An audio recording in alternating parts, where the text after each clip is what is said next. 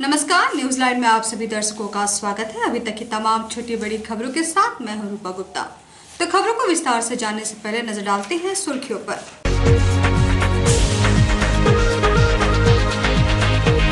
यौन शोषण के आरोप में भाजपा ने महिला मोर्चा के बैनर तले मुख्यमंत्री का पुतला फूंका, इस्तीफे की मांग। सूचना अधिकार के तहत सूचना मांगने के क्रम में अधिवक्ता ने लगाए जान से मारने की धमकी का आरोप। मामले को लेकर जिला अधिवक्ता संघ के महासचिव चुन्नूकांत ने की आपात बैठक। सड़क लूट मामले का पुलिस ने किया उद्भेदन, डीएसपी ने प्रेस वार्ता कर दी जानकारी। और बढ़ती ठंड को देखते हुए किया गया कंबल का वितरण। तेलोनी और देवरी में बांटे गए कंबल। और अब खबरें विस्तार से।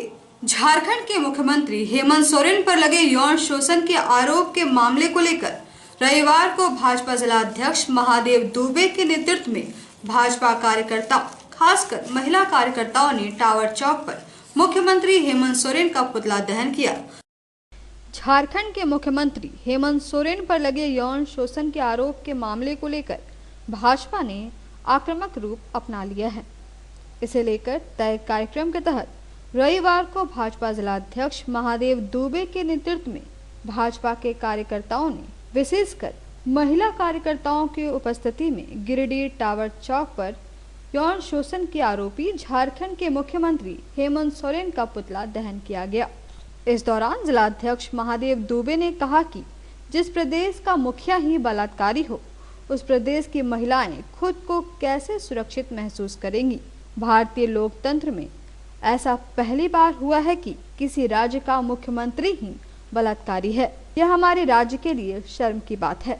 उन्होंने कहा कि वर्ष 2013 के तत्कालीन मुख्यमंत्री अपने पद और सत्ता के गुरूर में मुंबई की एक मॉडल का बलात्कार जैसे घिनौने हरकत किए।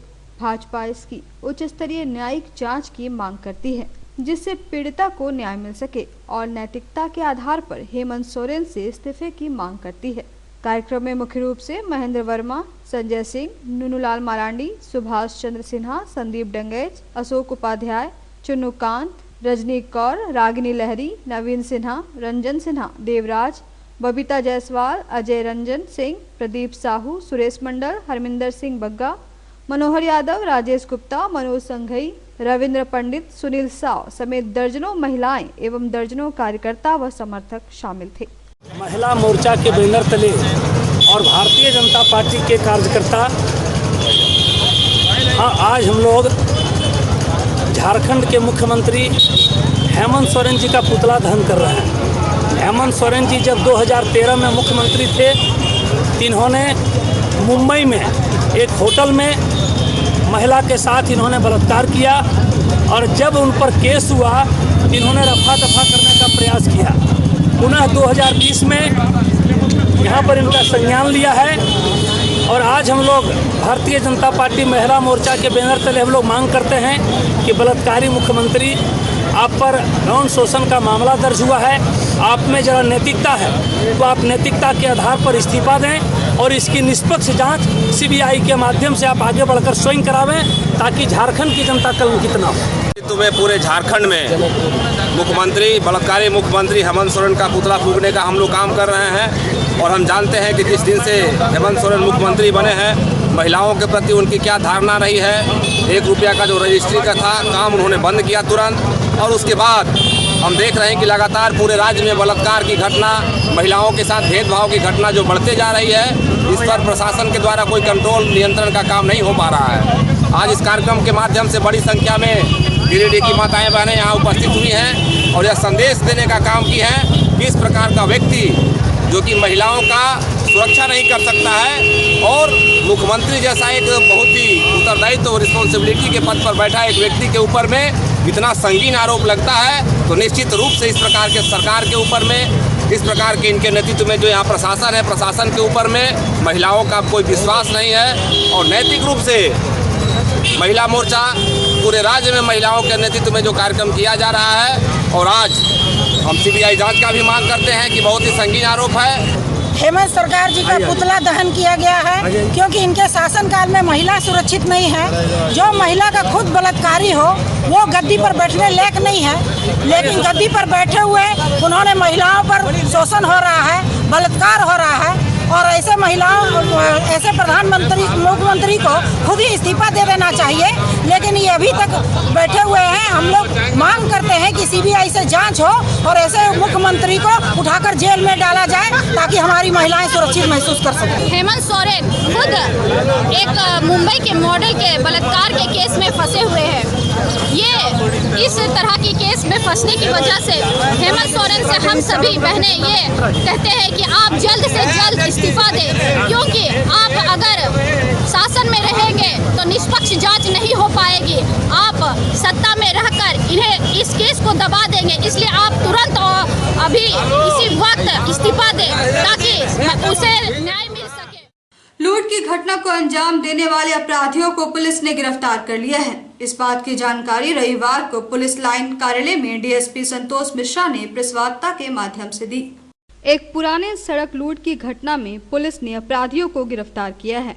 उनके पास से कई सामान भी जब्त किए गए हैं। रविवार को नया पुलिस लाइन कार्यालय में डीएसपी संतोष मिश्रा ने एक प्रेस वार्ता कर इसकी जानकारी दी। बताया कि 24 नवंबर को गांवा थाना में शहाबुद्दीन अंसारी द्वारा एक लिखित आवेदन दिया गया था कि 24 नवंबर को मालदा गांव क्षेत्र में सामानों की आपूर्ति कर शाम 5 बजे धनवार के लिए वापस आ रहे थे। तभी रास्ते में गोनोडी एवं बेंड्रो के बीच जंगल पहाड़ी पर ग्रे कलर के अपाची पर 3 अपराधी सवार होकर पीछे से आए और ओवरटेक कर 17,000 नगद के अलावा PAN card, Vivo mobile, bag में रखा मोबाइल का 141 फोल्डर, 50 डिस्प्ले, 50 चार्जर सहित अन्य सामान लूट लिए। गांवा थाना में मामला दर्ज कर अनुमंडल पुलिस पदाधिकारी खोरी महुआ ने एक एसआईटी टीम गठित कर कांड का उद्भेदन कर लिया। अपराधियों ने लूट कांड में अपनी संलिप्तता स्वीकार की है। इनकी निशानदेही पर लूटे गए मोबाइल एवं अन्य सामानों की बरामदगी कर ली गई है। इस दौरान रंजित कुमार, जितेंद्र कुमार, आदित्य कुमार, राहुल कुमार, रंजित कुमार वर्मा 5 अपराधियों को गांवा थाना से गिरफ्तार कर जेल भेज दिया गया है। इस लूटकांड में इनके पास से मोबाइल, डिस्प्ले फोल्डर, बैटरी, एक अपाची मोटरसाइकिल व 2 मोबाइल बरामद किया गया है। कंप्लेनेंट शहाबुद्दीन अंसारी जिसके साथ ये लूट की घटना की गई थी, उसके आवेदन के आलोक में थाना कांड संख्या गांवा के थाना कांड संख्या 173-20 दिनांक 24/11 को 392 धारा भारतीय दंड विधान के अंतर्गत ये कांड दर्ज किया गया और पुलिस अधीक्षक महोदय गिरिडीह के निर्देश पर एक एसआईटी टीम का गठन करते हुए इस लूटकांड के उद्भेदन हेतु और वांछित जो अपराधी थे उनकी गिरफ्तारी हेतु टीम का गठन करते हुए ये प्रयास किया गया कि इसे जल्द ही इस लूट का उद्भेदन कर लिया जाए। इस कांड में जितने वांछित थे, जिन्होंने लूट की घटना को अंजाम दिया था, उन सारे लोगों को आज गिरफ्तार कर लिया गया है। उनके पास से सामान भी बरामद किए गए हैं जो उन्होंने इस घटना को कारित करने के दौरान शहाबुद्दीन अंसारी के साथ जो घटना हुई थी, घटना में प्रयुक्त जो मोटरसाइकिल था उसकी भी बरामदगी कर ली गई है। अन्य सारे सामान जो आपके सामने दिखाई पड़ रहे हैं उनकी भी बरामदगी हुई है और अपराधियों को गिरफ्तार कर लिया गया।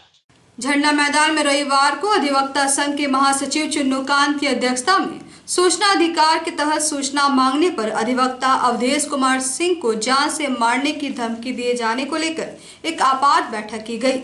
बैठक में इस संबंध में 21 दिसंबर को उपायुक्त कार्यालय के समक्ष धरना देने का निर्णय लिया गया।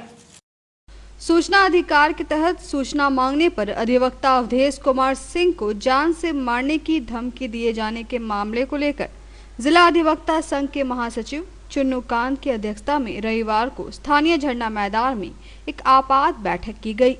मामले को लेकर बताया गया कि पूर्व में अधिवक्ता अवधेश कुमार सिंह द्वारा सूचना कानून 2005 के तहत पूर्व में प्रखंड विकास पदाधिकारी पिंगाबाद से मांगी गई थी, जिसमें प्रियंका गांधी वाड्रा, राजीव गांधी पूर्व प्रधानमंत्री, जसोदाबेन प्रधानमंत्री नरेंद्र मोदी की पत्नी को भी मनरेगा हेड बनाया गया। इस संबंध में श्री सिंह ने आरोप लगाते हुए कहा कि सूचना के क्रम में उक्त कार्यालय द्वारा उन्हें लगातार विभिन्न सूत्रों द्वारा जान माल की हानि के लिए झूठे मुकदमे में फंसाने संबंधित धमकी दी जा रही है। बैठक में निर्णय लिया गया कि 21 दिसंबर को उपायुक्त कार्यालय के समक्ष धरना दिया जाएगा। इस बाबत संघ के महासचिव चुन्नूकांत ने कहा कि सूचना कानून आम जनता का अधिकार है। यदि कोई इसके तहत सूचना बेचना चाहता है तो सक्षम अधिकारी द्वारा ऐसी धमकी देना काफी निंदनीय है। मौके पर वरिष्ठ अधिवक्ता महेंद्र प्रसाद, साजिद महमूद, चंदन सिन्हा, बबन खान, अमित कुमार, विनय सिन्हा सहित कई अधिवक्ता व संघ के पदाधिकारी उपस्थित थे।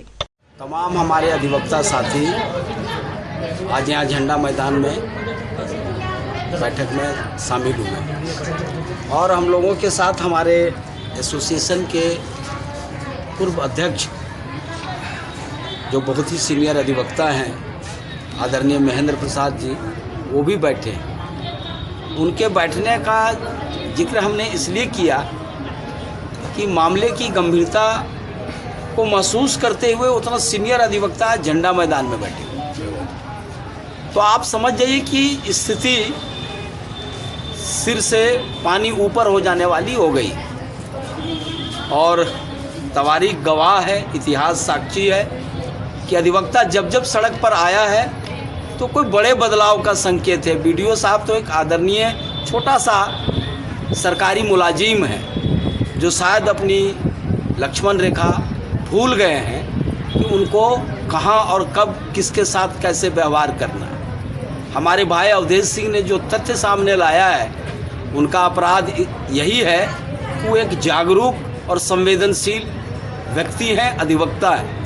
उन्होंने उनसे कुछ सूचनाएं मांगी थी कि भाई आपके यहाँ मनरेगा योजना में और सरकारी योजनाओं में कुछ गड़बड़ झाला चल रहा है। वो तो उनके सहयोगी के रूप में उनके सामने आए थे और उनको बताने का प्रयास किया था कि साहब आपके यहाँ गड़बड़ हो रहा है, उसको ठीक करने का आपको प्रयास करना चाहिए। यही अपराध है अवधेश जी का कि लोकतांत्रिक तरीके में जो कानून के रास्ते जो काम होना चाहिए वो काम वो कर रहे हैं। और आपको जान करके हैरत अंगेज होगा, हम कुछ दस्तावेज हम लोग के सामने हैं जिसमें कुछ उन्होंने मनरेगा योजना में कार्य आदेश दिया है। ये सही है कि उसमें बीडीओ साहब का हस्ताक्षर शायद नहीं है, लेकिन है एक दूसरे में है। नहीं, हम अभी उस कार्य योजना का जिक्र करना चाह रहे हैं जिसमें आप देखेंगे कि राहुल गांधी जी, भाई हिंदुस्तान में कौन नहीं जानता है कि राहुल गांधी कैट हुआ, हिंदुस्तान में प्रियंका वाड्रा कैट हुआ, ये कौन लोग नहीं जानते। प्रियंका गांधी हिंदुस्तान में कितने लोग नहीं जानते कि नरेंद्र मोदी कौन है। और दुर्भाग्य है कि बेंगाबाद के बीडीओ साहब को शायद ये नहीं पता है कि नरेंद्र मोदी कौन है, प्रियंका वाड्रा कौन है और राहुल गांधी कौन है। अगर इस तरह का सक्षम अधिकारी को इतनी न्यून जानकारी नहीं है तो मेरा तो सीधा सीधा आरोप है कि वो सरकारी काम में करने योग्य नहीं है। सरकार को विचार करना चाहिए कि वो नौकरी में रहेंगे कि नहीं रहेंगे। दूसरी बात जो हम कहना चाहते हैं, ठीक है, हो सकता है बीडीओ साहब के बगैर जानकारी में किसी ने बाद में ये नाम भर दिया, या हो सकता है ये बात।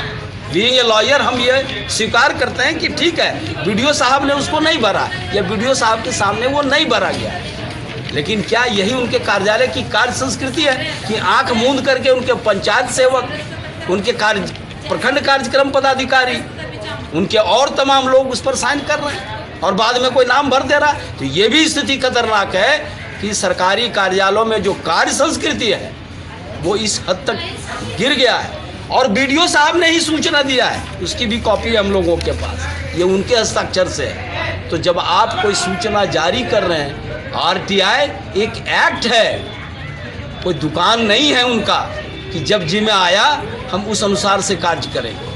दुकान का भी टाइम टेबल और तौर तरीका होता है। ये तो सरकारी संस्था है और आरटीआई एक कानून है और उसी के तहत उन्होंने जवाब दिया था। तो आप क्या इसी तरह जवाब देते हैं? और जब हमारे एक साथी ने इस बात को मुखर किया, इस गड़बड़ी को, तो उनको कहते हैं कि जेल भेज देंगे, तुम पर मानहानि का मुकदमा करेंगे, तुमको पिटवाएंगे, तुमको मुकदमा में फंसा देंगे। क्या सरकारी अधिकारियों का यही भाषा है? क्या एक इस स्तर का अधिकारी इस तरह की बात करते हैं? अगर ये करते हैं तो लोकतांत्रिक तरीके में हम लोग आज यहाँ बैठक में बैठे हैं। और सबसे पहले मेरी मांग है कि उन्होंने जो मेरे साथी के साथ दुर्व्यवहार किया है, इसके लिए वो सार्वजनिक रूप से खेद व्यक्त करें। और अगर वो ऐसा नहीं करते तो लोकतंत्र में रास्ता है विरोध का, लोकतंत्र में रास्ता है दंड देने का। कानून अभी ख़त्म नहीं हो गया, लॉ ऑफ लैंड है हिंदुस्तान में, जंगल राज नहीं है। इसलिए उनको ये महसूस करना होगा। और अभी हम लोगों ने तय किया है कि 1 सप्ताह के भीतर वो हमारे साथी से माफ़ी मांगे, नहीं तो उन्होंने जो काम किया है उसके लिए कानून में जो व्यवस्था है उसके तहत हम लोग उनके खिलाफ निश्चित रूप से आगे बढ़ेंगे। परिणाम जो भी आएगा हम लोग तैयार हैं और सारे अधिवक्ता तैयार हैं अवधेश सिंह के लिए। ये बात अवधेश सिंह की नहीं है, ये बात है कानून को हाथ में लेने का। ये बात है सार्वजनिक जीवन में जो आदमी काम करता है उसके संस्कार को पटरी पर लाने का, और अधिवक्ता इससे कभी नहीं चुकेगा। मैं बेंगाबाद के मनरेगा योजना से संबंधित सूचना मांगा था। लगभग 50 सम्मन मैंने प्रखंड विकास पदाधिकारी को करवाया था, तब जाके इस सूचना को दिए और 207 पेज का सूचना दिए, 414 रुपया लेके सूचना दिए। सूचना जब हमको मिला तो देख के हम अवाक रह गए कि उस सूचना में लगभग 50 योजना में वैसे मनरेगा मेट का नाम था जो हिंदुस्तान के बड़े हस्तियों में से आते हैं। मैंने इस बात से वीडियो को अवगत कराया। वीडियो तो उस समय बोले कि जो सूचना है तो आपको मिला, हमारे पास बहस करने से क्या फ़ायदा। हम फिर मुख्यमंत्री जनसंवाद केंद्र में लगातार सारा शिकायत मिला के 800 शिकायत किए थे, लेकिन दुर्भाग्यवश मुख्यमंत्री जनसंवाद केंद्र बंद हो गया। और जब मुख्यमंत्री जनसंवाद केंद्र बंद हो गया तो फिर मैंने वीडियो को लिखा कि चूँकि यह जो व्यक्ति है यशोदाबेन का नाम था, राहुल गांधी जी का नाम था, प्रियंका गांधी वाड्रा का, कि ये यहाँ मनरेगा मेट के रूप में काम नहीं कर सकती है, इसलिए इस योजना में गबन हुआ है, आप इसका जांच करवाइए। और उसके बाद फिर आरटीआई लगाया कि हमने जो आवेदन दिया उस पर आप क्या कार्रवाई की। अभी तीसरा आवेदन ही दिए थे कि बीडीओ साहब में बौखलाहट हो गया। बिचौलिया जगह जगह धमकी देने लगा कि रातें में तुमको ये कर देंगे, वो कर देंगे। यहाँ तक कि अब बीडीओ साहब लिखित में दिए हैं कि अगर आप सूचना मांगना बंद नहीं करिएगा तो आपके तरह तरह के मुकदमा में फंसा देंगे। पत्रांक दिनांक के साथ दिया तो घोर अराजकता है। और इस घोर अराजकता के विरुद्ध में कल से मैं अनिश्चित काल के लिए उपायुक्त महोदय के कार्यालय के समक्ष धरना पर बैठ रहा हूँ। देवरी प्रखंड स्थित भेलवा घाटी में ग्रामीणों ने जंगल से भटके हुए एक नील गाय को पकड़ा और उसे वन विभाग के हवाले कर दिया। देवरी प्रखंड स्थित भेलवा घाटी थाना क्षेत्र के अड़वारा के पास जंगल से भटके नील गाय गांव की ओर पहुंच गया, जिसे ग्रामीणों ने पकड़कर वन विभाग के हवाले कर दिया। ग्रामीणों ने बताया कि उक्त गाय नाढ़ा तरफ से आ रहा था, जिसे कुछ ग्रामीण हिरन समझकर दौड़ा रहे थे। तभी अड़वारा गांव के ग्रामीण गुड्डू यादव, बद्री यादव, मुकेश यादव, बच्चू यादव, सुखदेव यादव ने बताया कि यह जानवर नीलगाय है, जिसे पकड़कर वन विभाग के हवाले कर दिया गया। झारखंड कोयलरी मजदूर यूनियन सीसीएल गिरिडीह के एरिया के पुनर्गठन को लेकर एक सम्मेलन तेजलाल मंडल की अध्यक्षता में पपरवाटार स्थित कार्यालय में हुई। मौके पर यूनियन का पुनर्गठन भी किया गया।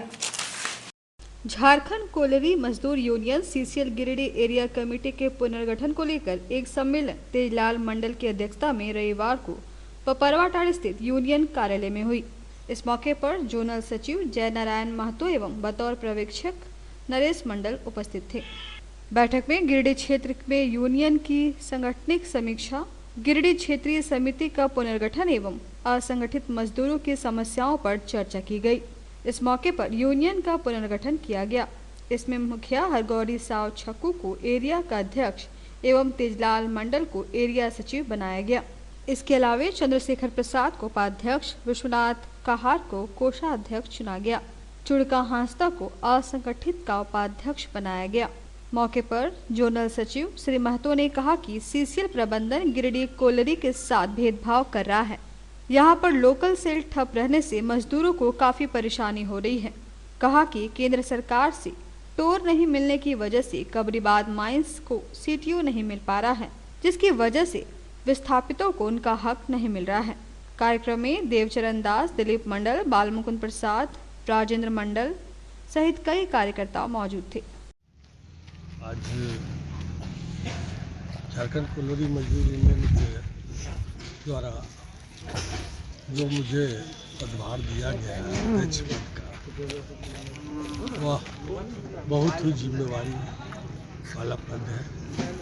और जो स्थिति अभी झारखंड कोलोरी मजदूर यूनियन के तहत जो है और जो यहाँ गिरिडीह कोलोरी का जो स्थिति है वह भी बहुत दयनीय है। ऐसी परिस्थिति में इस पद का निर्वाह करना बहुत कठिन है, लेकिन मैं इस परिस्थिति में इस पद का सदुपयोग करके झारखंड कोलोरी मजदूर यूनियन को पुनः एक बार उसी तरह का धार देने का प्रयास करूंगा जो आज से 5 साल 10 साल पहले था। आज पपरवा टाउन में झारखंड कोलोरी मजदूर यूनियन की पुनर्गठन की गई।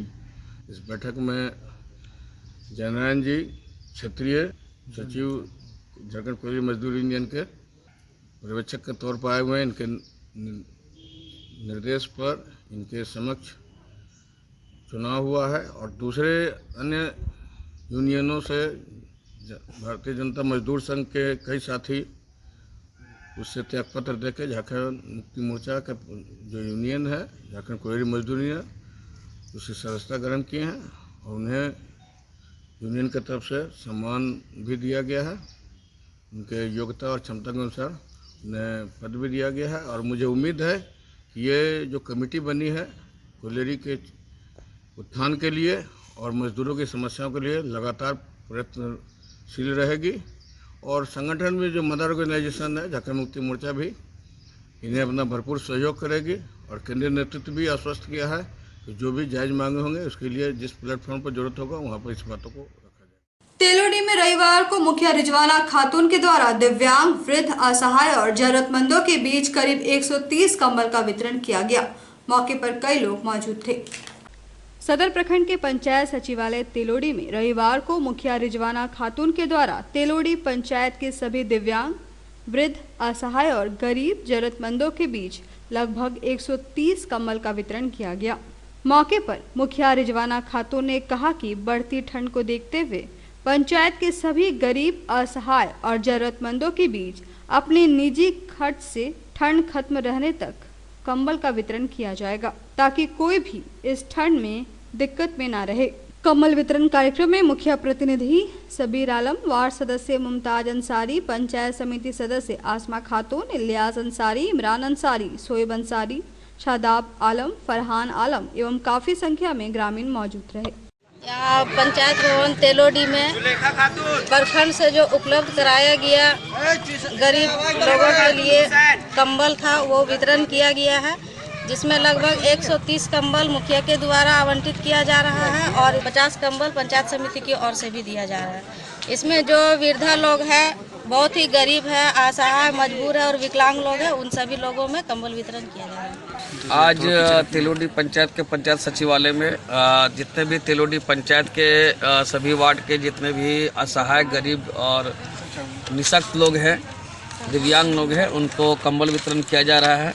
प्रखंड द्वारा 130 कंबल उपलब्ध कराया गया था मुखिया को और 50 कंबल पंचायत समिति को मिला के आज 180 कंबल वितरित किया गया। और आगे हम लोगों ने ये विचार रखा है कि जो भी हमारे पंचायत के गरीब, असहाय, निःशक्त लोग हैं जो छूट जाएंगे, वैसे लोगों को हम लोग जब तक ठंड पड़ेगी तब तक हम लोग उनको कंबल मुहैया कराते रहेंगे अपने खर्च से। नायकडी के सेवानिवृत्त राजस्व उप निरीक्षक सह समाज सेवी लाला अशोक कुमार के द्वारा बढ़ते ठंड को देखते हुए 65 गर्म कपड़े और कंबल का वितरण किया गया। देवरी थाना क्षेत्र के बेड़ोडी पंचायत अंतर्गत नायकडी के सेवानिवृत्त राजस्व उप निरीक्षक सह समाज सेवी लाला अशोक कुमार के द्वारा नायकडी, पांडेडी, बेहरडी एवं बेड़ोडी में बढ़ते ठंड को देखते हुए असहाय, विकलांग और वृद्ध महिलाओं एवं पुरुषों के बीच लगभग 65 गर्म कपड़े और कंबल का वितरण किया गया। मौके पर लाला अशोक कुमार ने कहा कि ठंड को देखते हुए यह सिलसिला निरंतर जारी रहेगा। इसके अलावा लोगों की समस्याओं का निदान जैसे प्रधानमंत्री आवास, वृद्धा पेंशन, जाति आवासीय आय प्रमाण पत्र, जमीन से संबंधित दाखिल खारिज, रसीद, खतियान आदि से संबंधित जानकारी एवं निदान मुफ्त किया जाएगा। साथ ही जहां तक हो सके जरूरतमंदों की हर तरह से सहायता की जाएगी। इस मौके पर उदय कुमार सिन्हा, विजय कुमार सिन्हा, जय कुमार सिन्हा, बालू रजक, डोमन महतो, शोभन महतो समेत कई लोग मौजूद थे। ग्राम पंचायत बेडोडी के ग्राम बेडोडी में इस ठंड को देखते हुए गरीब गुरुओं के बीच में दबे कुचले के जो है बीच में जो बुजुर्ग लोग हैं उनके बीच में कम्बल वितरण करने का कार्य मेरे द्वारा किया गया है। और यह कार्य जो कम्बल का वितरण किया जा रहा है वो मेरा अपना निजी खर्च से है, किसी सरकारी फंड से यह वितरण नहीं किया जा रहा है। और यह कार्यक्रम अभी निरंतर चलते रहेगा। इस पंचायत में जितने भी गांव हैं वो सारे गांव को हमने सोचा है कि सभी को जो सुजग व्यक्ति हैं, जो दबे कुचले लोग हैं, जो गरीब लोग हैं, उनके बीच में कम्बल वितरण करने का हम काम कर रहे हैं। और इसके अलावा और जो भी लोगों का सहयोग होगा, जो जन सहयोग से जो होता है, जो जन सरोकार है और जो सरकारी स्तर पर जो कुछ कार्य होता है उसमें हमको जानकारी होगा तो निश्चित रूप से आप सबों को हम मदद करेंगे। चाहे वो वृद्धा पेंशन हो, विधवा पेंशन हो, विकलांग पेंशन हो, जो भी योजना से संबंधित हो उसमें हम निश्चित रूप से आप लोगों का सहयोग करेंगे। देवरी थाना क्षेत्र के चतरो बाजार में मॉडर्न पब्लिक स्कूल के सामने B&D hero electric bike showroom का उद्घाटन जन कल्याण संगठन के अध्यक्ष रुपेश कुमार सिंह के द्वारा फीता काटकर किया गया। मौके पर कई लोग मौजूद थे। देवरी थाना क्षेत्र के चतरो बाजार में मॉडर्न पब्लिक स्कूल के सामने B&D hero electric bike showroom का उद्घाटन विधिवत रूप से पूजा अर्चना कर जन कल्याण संगठन के अध्यक्ष रुपेश कुमार सिंह के द्वारा फीता काटकर किया गया। इस मौके पर शोरूम के मालिक फतेहपुर निवासी दिगंबर राय ने कहा कि यह बाइक बैटरी से चलेगी, एक बार चार्ज करने से 80 से 100 किलोमीटर तक चलेगी। मौके पर श्री सिंह के हाथों एक बाइक की चाबी शोरूम के प्रथम ग्राहक को सौंपी गई। इस मौके पर अंबिका प्रसाद बर्नवाल, मुरारी प्रसाद सिंह, अनिल राय, हेमंत सिंह, प्रदीप राय, सुबोध राय, देवकरण राय, जितेंद्र राय, सुभाष राय सहित कई लोग मौजूद थे। आज चतरो बाजार में हीरो इलेक्ट्रिक बाइक का जो उद्घाटन किया, 5 दिन के बाद मैं जमुआ में करूँगा और उसके बाद गिरिडीह का एक तीनों शोरूम जनता के लिए बहुत लाभदायक होगी। जो ये बाइक खरीदेंगे, हीरो की बाइक जो खरीदेंगे उनको आने जाने में कोई कठिनाई नहीं होगी। जहाँ बैटरी उनकी खत्म हो मैं वहीं चेंज कराऊंगा। जमुआ में खत्म हो जाए, गिरिडीह में खत्म हो जाए, चतरो में हो जाए, गिरिडीह वासी अगर चतरो आए तो मैं यहाँ बैटरी दूंगा, यहाँ के वासी अगर गिरिडीह जाए मैं वहाँ बैटरी दूंगा, जमुआ जाए और बैटरी दूंगा। और कोई तरह की समस्या है जो 24 घंटा उनके लिए मैं तत्पर हूँ। पूर्णा नगर पंचायत में प्रीमियम लीग की शुरुआत रविवार को माही क्रिकेट क्लब के द्वारा की गई। मौके पर क्लब के द्वारा सभी टीम को ड्रेस मुहैया कराई गई। रविवार को माही क्रिकेट क्लब के सौजन्य से पूर्णा नगर पंचायत प्रीमियर लीग का उद्घाटन किया गया। इस क्रिकेट लीग में पूर्णा नगर पंचायत के 8 टीमों को नामांकित किया गया। वहीं माही क्लब के द्वारा सभी टीम को ड्रेस भी उपलब्ध करवाया गया। कार्यक्रम में अध्यक्ष रजनीश सहाय, सेक्रेटरी रंजीत यादव और माही क्लब के सभी सदस्यों का सराहनीय योगदान रहा। आज दिनांक 20/12/2020 को माही क्रिकेट क्लब के द्वारा पूर्णा नगर पंचायत प्रीमियर लीग का शुभारंभ किया गया और इस टूर्नामेंट में कुल 8 टीमों को नामित किया गया और उन सभी 8 टीमों को माही क्रिकेट क्लब के द्वारा ड्रेस मुहैया कराया गया। टूर्नामेंट कराने का मुख्य उद्देश्य है कि ग्रामीण में पिछड़े खिलाड़ियों को ऊपर लाने का हम लोग प्रयास करेंगे और ये टूर्नामेंट का फाइनल हम लोग 26 जनवरी 2021 को कराएंगे और इस टूर्नामेंट के मुख्य अतिथि हमारे MLA श्री सुदीप कुमार सोनू भैया जी होंगे। तो आज के इस अंक में बस इतना ही। हम फिर मिलेंगे अगले अंक में कुछ और खबरों को लेकर। तब तक ले दीजिए हमारी पूरी टीम को इजाजत। नमस्कार।